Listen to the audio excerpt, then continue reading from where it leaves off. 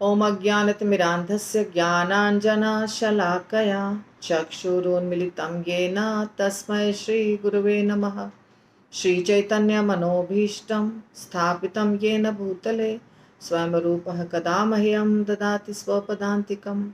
वन्देऽहं श्रीगुरो श्रीयुतापदकमलं श्रीगुरून् वैष्णवांश्च श्रीरूपं साग्रजातं सगणरघुनाथान्वितं तं सजीवं साद्वैतं सावधूतं परिजनसहितं कृष्णचैतन्यदेवं श्रीराधाकृष्णपादान् सगणललिता श्रीविशाखान्विताश्च नमो विष्णुपादाय कृष्णपृष्ठाय भूतले श्रीमते भक्तिवेदान्तस्वामिनिति नामिने। नमस्ते सारस्वती देवे गौरवाणी प्रचारिणे निर्विशेष शून्यवादी पाश्चात्य देशतारिणे।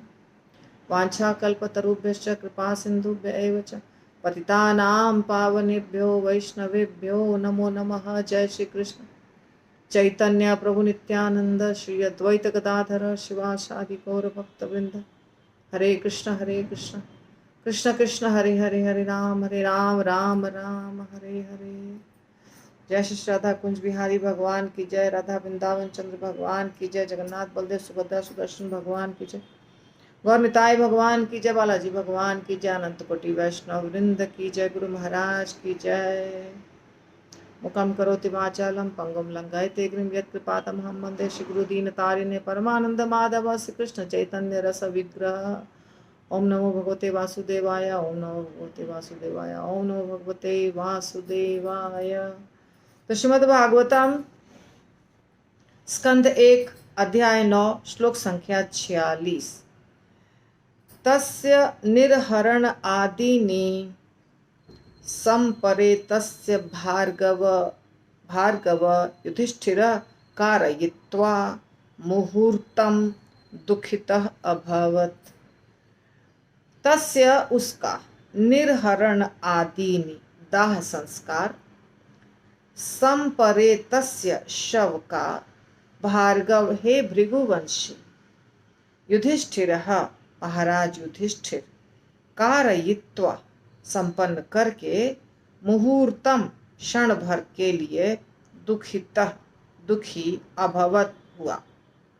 हे भृगुवंशी यानी शौनक ऋषि को बता रहे सूत गोस्वामी। हे भृगुवंशी भीष्मदेव के मृत शरीर का दाह संस्कार संपन्न करने के बाद महाराज युधिष्ठिर क्षण भर के लिए शोकाभिभूत हो गए। तो युधिष्ठिर महाराज जो पोता थे उन्होंने दाह संस्कार किया, सबने मिलकर किया, परंतु युधिष्ठिर महाराज जो है वो राजा है ना, तो युधिष्ठिर महाराज सब कुछ अंतिम क्रिया जो होता है वो किया दाह संस्कार, और फिर दुखी हो गए।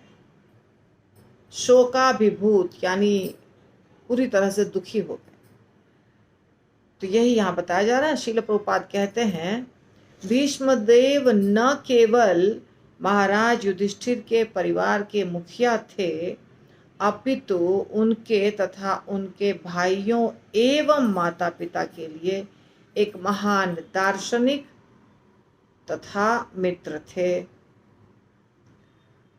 तो मित्र किसको कहते हैं? जो आपका हितैषी हो, जो आपका भला करता हो, उसको मित्र कहते हैं।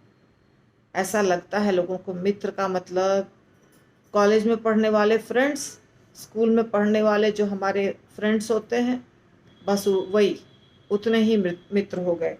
और घर के लोग मित्र नहीं होते। घर के लोग क्या होते हैं? पापा मम्मी भाई बहन चाचा चाची दादा दादी, ये लोग मित्र नहीं हैं। फ्रेंड्स मतलब बस जिसके साथ हम जाके बाहर एंजॉय करते हैं, पार्टी करते हैं, नहीं। सबसे बड़े मित्र तो भगवान कृष्ण हैं। सूर्यदम सर्वभूतानाम, भगवान स्वयं कहते हैं सारे जीवों का मैं सूरित हूं, यानी उनका भला चाहने वाला, हितैषी हूं। तो भगवान तो है हितैषी। मम्मी सबसे बड़ी मित्र होती है। आप सुख दुख बांट सकते हैं मम्मी के साथ। पापा के साथ पापा मम्मी जो होते हैं, माता पिता या दादा, यहाँ पे देखिए युधिष्ठिर महाराज को कहा जा रहा है सबसे बड़े मित्र थे, महान महान दार्शनिक और मित्र भी थे। और गुरु भी मित्र होते हैं, खास करके काउंसलर। और भले क्योंकि गुरु महाराज से थोड़ा हम डिस्टेंस मेंटेन करते हैं, कुछ लोग गुरु महाराज से भी बहुत क्लोज होते हैं। तो मित्र वो है जो आपका भला चाहता है। तो मित्र हमेशा आपको प्यार नहीं करेगा, और मित्र जो चीज़ बोलेगा वो हमको करना है। वो बोलेगा ड्रग्स ले लो तो ड्रग्स ले लेंगे क्योंकि हमारा मित्र है। वो बोलेगा पिक्चर चलो तो पिक्चर जाएंगे। पढ़ाई नहीं करेगा तो पढ़ाई नहीं करेंगे। उसको मित्र नहीं कहते हैं। वो कॉलेज मेट है, स्कूल मेट है, मित्र नहीं है। मित्र का मतलब आपका भला चाहने वाला। भला चाहने वाला व्यक्ति आपको डांटेगा भी, आपको मना भी करेगा कोई कार्य करने के लिए, परंतु वही मित्र है। और दार्शनिक तो आप जानते हैं, जो अभी अभी युधिष्ठिर महाराज को शिक्षा दिया ना भीष्म पितामह ने, बहुत सारी शिक्षाएं दी। तो वो जो शिक्षाएं थी ना, वो सब धर्मशास्त्र के अनुसार और उनका जो अनुभव था, तो वैसे व्यक्ति को दार्शनिक भी कहते हैं। चूंकि युधिष्ठिर समेत पांचों पांडवों के पिता महाराज पांडु मर चुके थे, अतएव भीष्म देव ही पांडवों के परम वत्सल पितामह और विधवा पुत्र वधु कुंती के संरक्षक थे। कुंती माता अकेली थी, पति का देहांत हो गया था, यानी कि पांडु का, और एक उनकी सौतन थी पांडु की दूसरी पत्नी जिनका नाम था मादरी, उनका भी देहांत हुआ। दोनों का एक साथ देहांत हुआ। इसीलिए कुंती माता को 5 पुत्रों की रक्षा करनी थी, उनका लालन पालन करना था, उनको शिक्षा देनी थी, सब कुछ। एक जवान स्त्री, अकेली, और 5 बच्चे, 5 पुत्र। तो वैसे में कोई भी व्यक्ति, कोई भी स्त्री अगर ऐसा हो जाता है, किसी के साथ विधवा हो जाती है, तो उसके घर के लोगों को सपोर्ट करना चाहिए। ये तो आज भी होता है, ऐसा नहीं कि नहीं होता है। उस ज़माने में हुआ और अभी नहीं हो रहा, ऐसा भी अभी भी होता है। कभी कभी जवान स्त्री विधवा हो जाती है, छोटे छोटे बच्चे होते हैं। तो वैसे स्त्री को अगर हम सपोर्ट नहीं करते हैं, घर के लोग सपोर्ट नहीं करते हैं, बहुत गलत बात है। क्योंकि अभी वो क्या करेगी, कैसे अपने बच्चों को बड़ा करेगी। तो घर में जो होते हैं, उस समय घर में भीष्म पितामह थे इनके घर में, लेकिन चाचा थे धृतराष्ट्र, बच्चों के चाचा, यानी कि पांडु के भाई। उनका बहुत बड़ा कर्तव्य था कि हम अपने भतीजों के लिए सब कुछ करें, पढ़ाई लिखाई, उनको बड़ा करना, उनको अच्छी शिक्षा देना, उनका लालन पालन करना। पर धृतराष्ट्र ने अपने कर्तव्य का पालन नहीं किया। भीष्म पितामह ने प्यार दिया, वत्सल, यहाँ बता रहे हैं परम वत्सल भीष्म पितामह। भीष्म पितामह उनको प्यार देते थे बच्चों को, परंतु ये चीज दुर्योधन और उनके भाइयों को, इवन धृतराष्ट्र को अच्छा नहीं लगता था। क्यों भीष्म पितामह उन लोगों को ज्यादा प्यार करते हैं? भीष्म पितामह ज्यादा प्यार करते थे, उसका कारण था, एक तो उनके पिता नहीं थे, और दूसरा वो सब 5 भाई भगवान के भक्त थे। कुंती माता भी भगवान की भक्त थी, और भीष्म पितामह भी भगवान के भक्त थे। तो भक्तों का भक्तों के साथ मेल होता है। भक्तों को कभी भी कोई भी व्यक्ति सोचता है कि ये भक्त है तो हमको इससे अच्छे से बात करना चाहिए। जो नहीं करता है वो गलत है, जो दुष्ट है वो नहीं करेगा।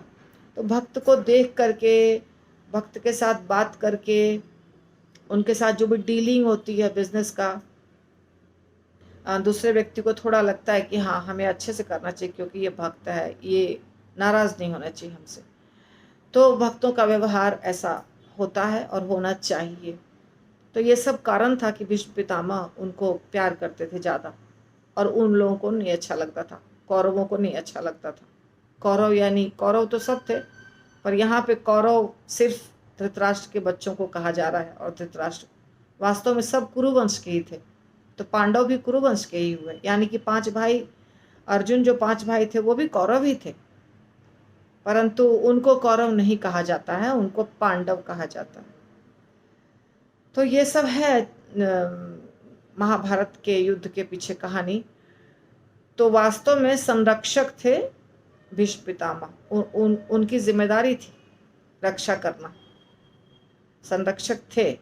यद्यपि महाराज युधिष्ठिर के ताऊ महाराज धृतराष्ट्र उनकी देखरेख के लिए जीवित थे, लेकिन उनका स्नेह दुर्योधन यदि आदि अपने पुत्रों पर था। धृतराष्ट्र था जो बड़ा भाई था पांडु का, और धृतराष्ट्र की पूरी जिम्मेदारी बनती थी कि अपने भतीजों का पूरा अच्छे से लालन पालन करे, क्योंकि भाई नहीं है, भाई नहीं है तो कौन करेगा, घर का गार्जियन तो फिर चाचा ही होगा। लेकिन नहीं किया, क्योंकि वो अपने पुत्रों से आसक्त था, स्वार्थ था, बहुत भयंकर स्वार्थ था, जिसके चलते महाभारत हुआ। अंततोगत्वा 5 पितृविहीन भाइयों को हस्तिनापुर राज्य के अधिकार से वंचित करने के लिए षड्यंत्र रचा गया। देखिए, ये द्वापर था, ये कलयुग नहीं था, पर द्वापर के अंत में ये सब शुरू हो चुका था बहुत भयंकर रूप से। कितना बड़ा महाभारत जो हुआ, जैसे नाम है महाभारत, तो महाभारत तो बहुत सुंदर शब्द है, ये भारत भूमि है, और महाभारत यानी कि महान, भारत महान, पर महाभारत युद्ध को कह देते हैं लोग, महाभारत का युद्ध, यानी भारत में जो युद्ध हुआ और घमासान युद्ध हुआ, जिसमें बहुत ज़्यादा संख्या में लोगों की मृत्यु हुई, इसीलिए उसको कहा जाता है महाभारत। तो महाभारत का युद्ध ऐसा बोलना चाहिए, महाभारत के युद्ध में। महाभारत शब्द युद्ध नहीं है, महाभारत यानी पूरे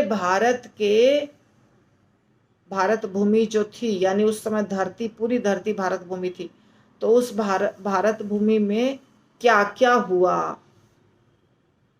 महाभारत जो ग्रंथ है उसमें सिर्फ युद्ध की चर्चा नहीं हुई है, उसमें महाराज शांतनु और फिर उनके पुत्र देवव्रत, फिर कैसे कैसे आगे घटना घटते गई, कैसे कैसे धृतराष्ट्र, पांडु, फिर उनके बच्चे, फिर उनकी मृत्यु, ये सारी कहानी हुई और अंत में जाके युद्ध हुआ। तो ये महाभारत जो बोला जाता है ना, बहुत सुंदर शब्द है महाभारत, हमारे देश का नाम है, परंतु महाभारत शब्द सुनते ही बाकी सब भूल करके सिर्फ युद्ध नजर आता है।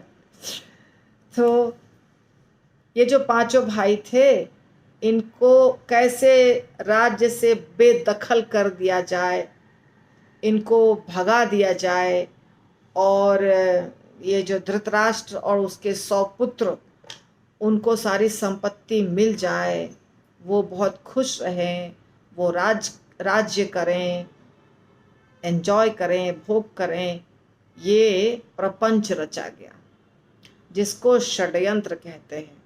तो हर तरह का, अभी आप देखिए यहाँ पर द्वापर युग है, बहुत बाद की घटना है ये, और इसी तरह की घटना हुई जब प्रहलाद और उनके पिता हिरण्यकश्यप, वहाँ भी हम देखते हैं कि प्रहलाद बहुत अच्छा बालक था, एकदम कोमल था, छोटा था, सुंदर था, राजकुमार था, उसे भगवान का ज्ञान था, उसे शास्त्रों का ज्ञान था, क्योंकि नारद मुनि ने बचपन में ही माँ के गर्भ में था तभी उसको शिक्षा दी थी।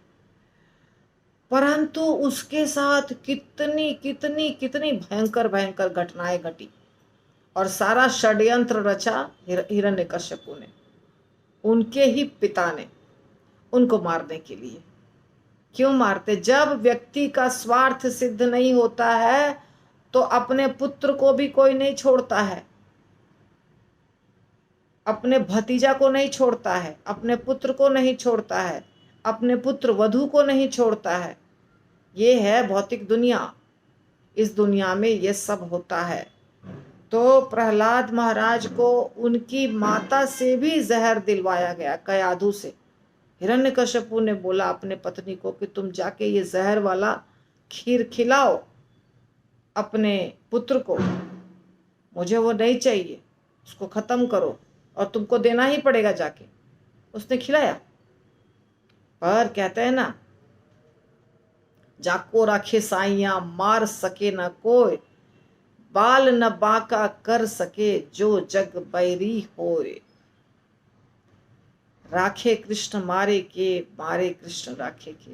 न प्रहलाद की मृत्यु हुई और न पांडवों की मृत्यु हुई। हिरण्यकश्यपु जैसा शक्तिशाली व्यक्ति मारा गया और 100 पुत्र इतनी बड़ी सेना के साथ परंतु मारे गए। इसीलिए क्या साबित होता है? साबित ये होता है कि हर व्यक्ति को धर्म के रास्ते पे चलना चाहिए, सत्य के रास्ते पे चलना चाहिए। सत्य की विजय होती है, थोड़ा लेट होता है परंतु विजय अंत में सत्य की ही होती। जो व्यक्ति सत्य के रास्ते पे चलता है, ऐसा लगता है कि अरे कुछ नहीं प्राप्त हो रहा है, उसको भिखारी बन गया है बिल्कुल। उसका तो न नाम है, न प्रतिष्ठा है, न राज्य है, न गद्दी है, कुछ नहीं। अनसक्सेसफुल, असफल व्यक्ति ऐसा दिखता है, परंतु अंत में सफलता उसी को मिलेगी, 100% गारंटीड। सफलता सिर्फ और सिर्फ सच्चे व्यक्ति की होती है, परंतु उसको कंसिस्टेंट रहना पड़ता है, उसको अपने रास्ते पर निडर होकर चलना पड़ता है और आराम से चलना पड़ता है। उसको जल्दबाजी नहीं करनी है।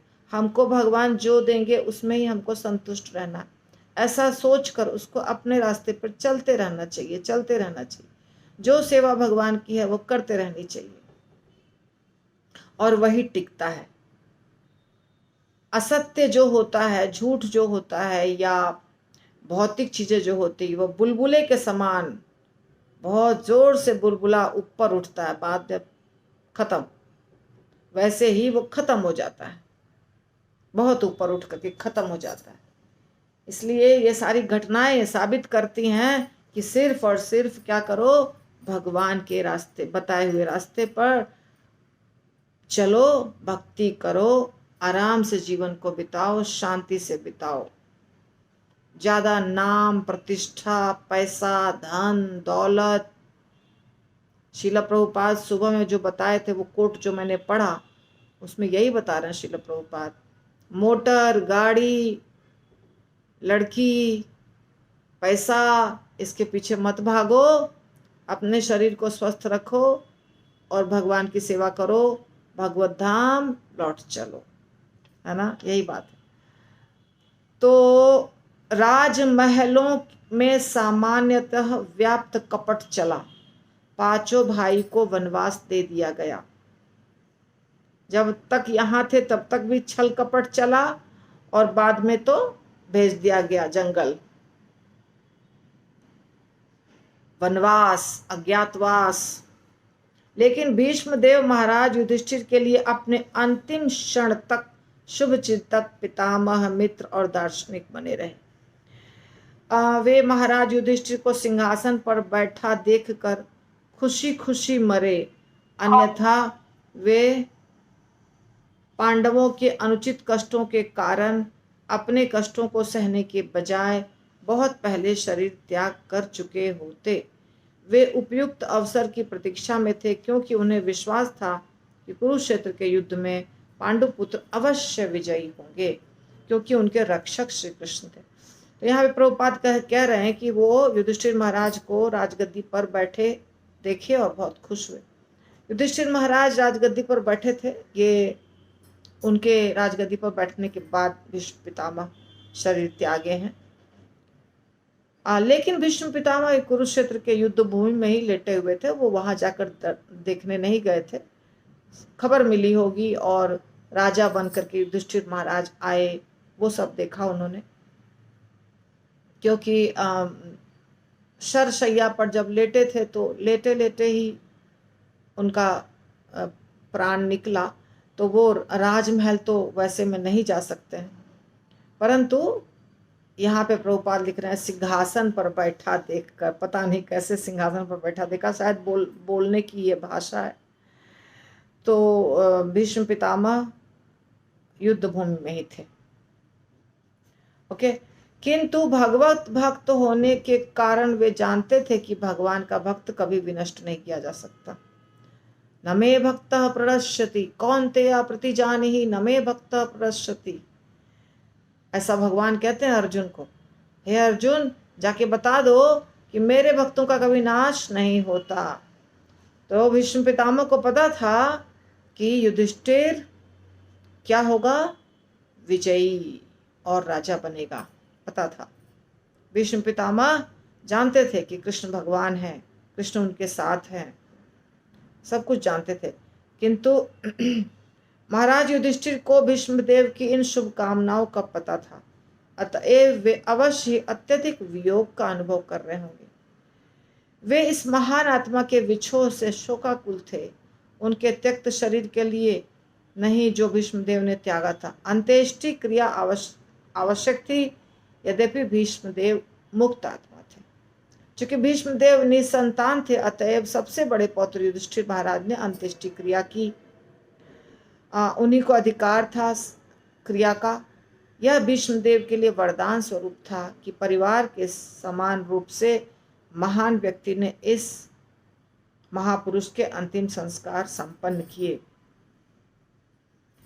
तो भगवान कृष्ण जब ले जाते हैं सबको अच्छे से सजा करके, राजा बन जाते हैं युधिष्ठिर महाराज, तो सज करके एकदम मुकुट वुकुट पहन के जाते हैं भीष्म पितामह के पास।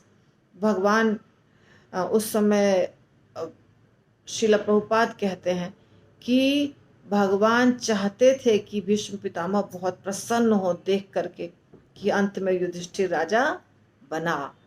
इतना लंबा उन लोगों का कष्टदायक जीवन इतना लंबा चला, समय बहुत खराब चला, पर अंत में युधिष्ठिर राजा बन गया। तो ऐसा है कि कई बार जैसे युधिष्ठिर महाराज को भी लग रहा है कि मेरे कारण युद्ध हुआ, क्योंकि मैं चाहता था कि राजा बनूं, इसलिए युद्ध हुआ, तो मैं जिम्मेदार हूँ, मैं पापी हूँ, ऐसा लगता था युधिष्ठिर महाराज को। इसलिए वो दुखी थे, भगवान के समझाने से भी नहीं समझ रहे थे।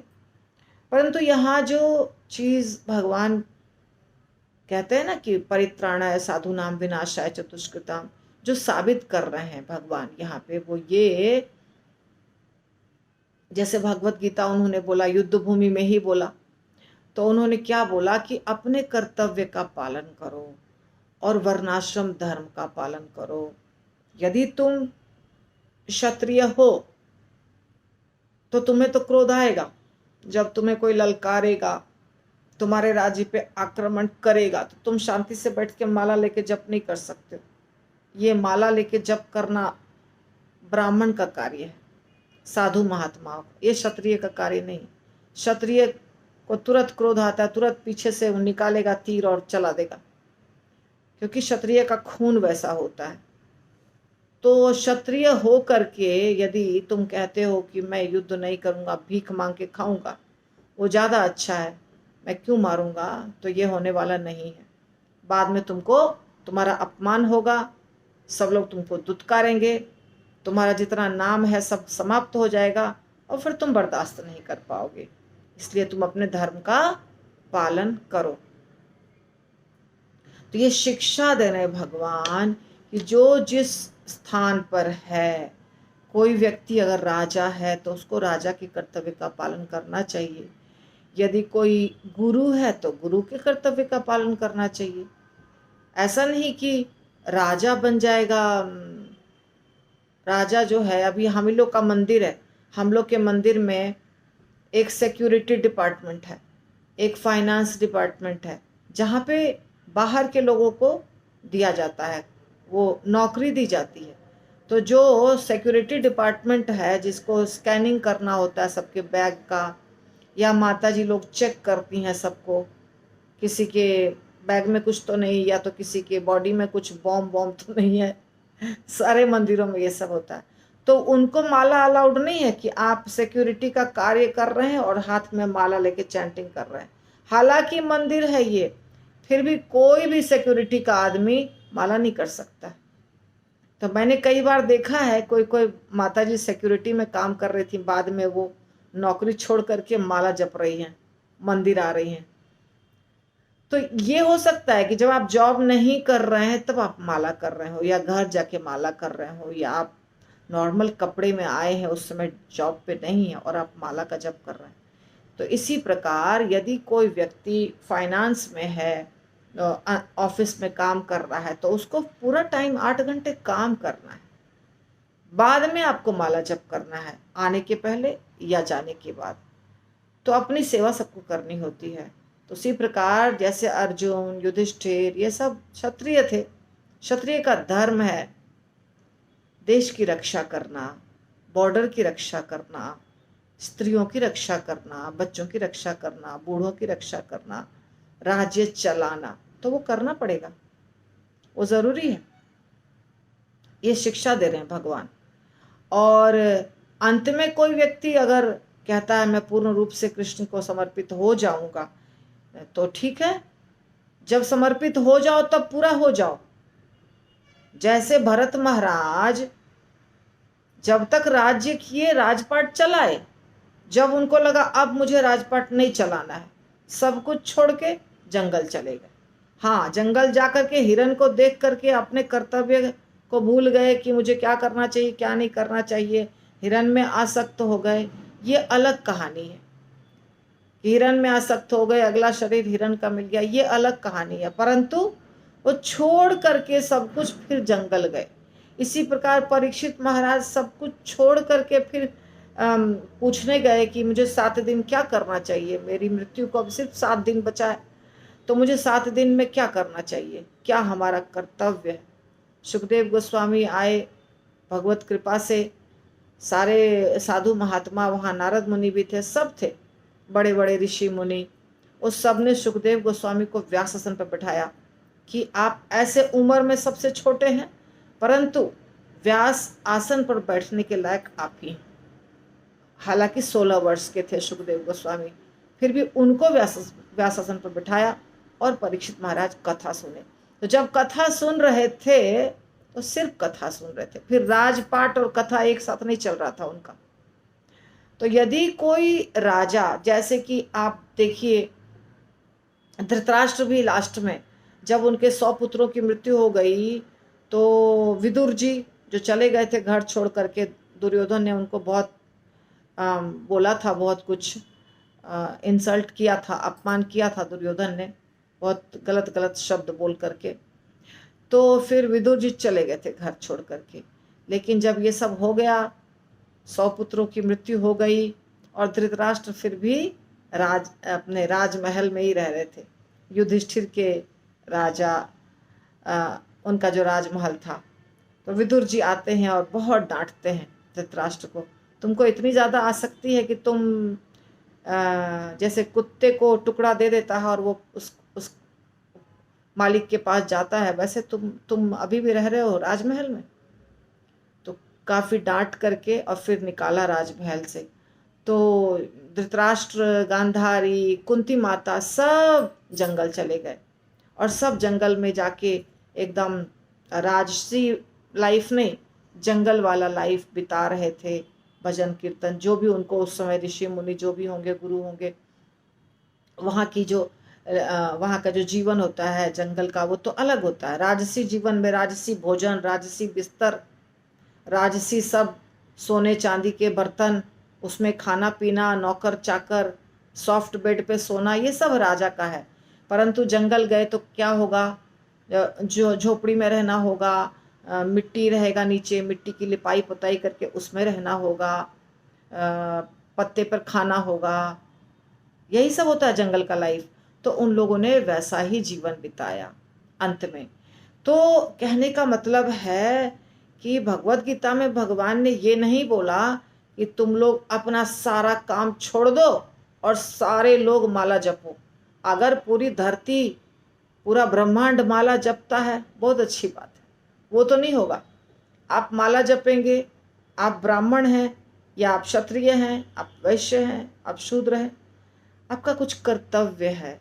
उस कर्तव्य को छोड़ के आप माला जपेंगे, केवल अध्ययन करेंगे शास्त्रों का, आपके देश पर कोई आक्रमण कर देगा, स्त्रियों बच्चों सबके साथ दुर्व्यवहार होगा, वो नहीं चलता है।